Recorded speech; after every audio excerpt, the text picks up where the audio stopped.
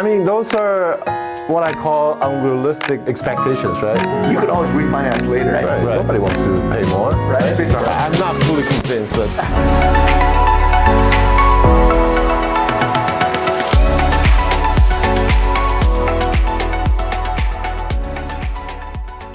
Hey guys, welcome back to the show. This is your host Edmund Lin. I'm with Scott Shimamoto again.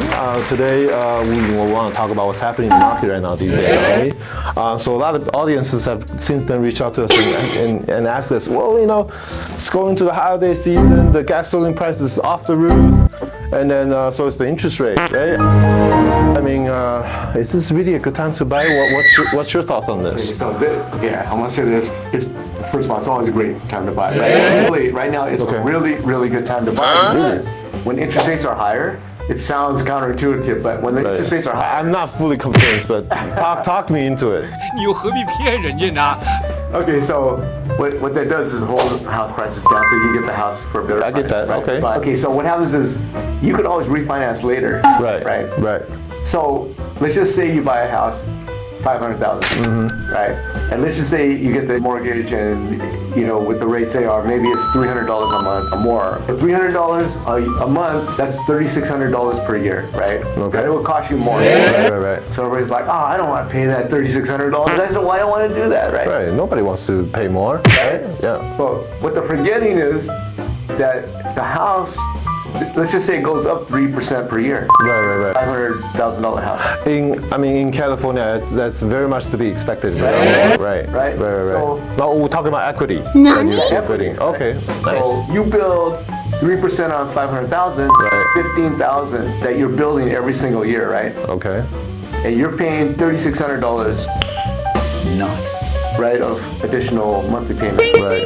Okay, so if I went to you and said, hey, you give me $3,600 right now, a year from now, I'll give you $15,000. Would you take that? Yeah. Right? Yeah. Because you're like, let's see, that's like 4 times more, like making 400% on your money. Right. Well, not to mention that you might be able to refinance if the interest rate went down lower. We don't think interest rate's going to stay. Right. I mean, those are what I call unrealistic expectations, right?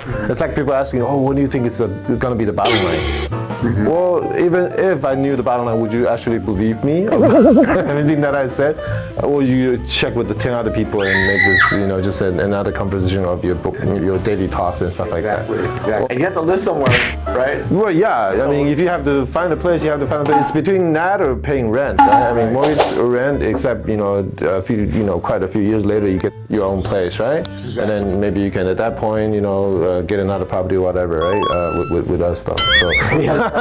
Just kidding. But truth to be told, though, you know, a lot of people are just always speculating, right? They're observing. But those are the people who never really actually took the step during the time when they had the, you know, 2% interest rate also. So, you know, when it comes to, you know, shopping for properties, don't always be a thinker. You know, you got to be an actor, right? You know what that saying is for all smart people who own properties? They always say, what's the best property you ever bought?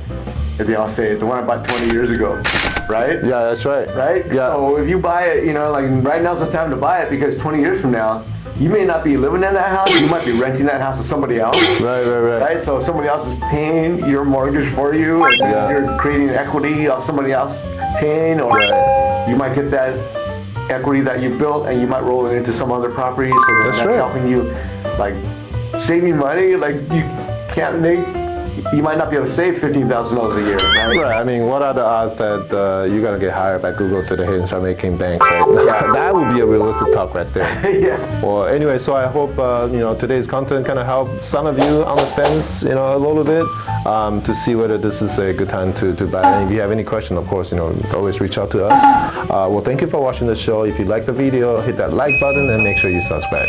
We'll see you next time. Thanks a lot.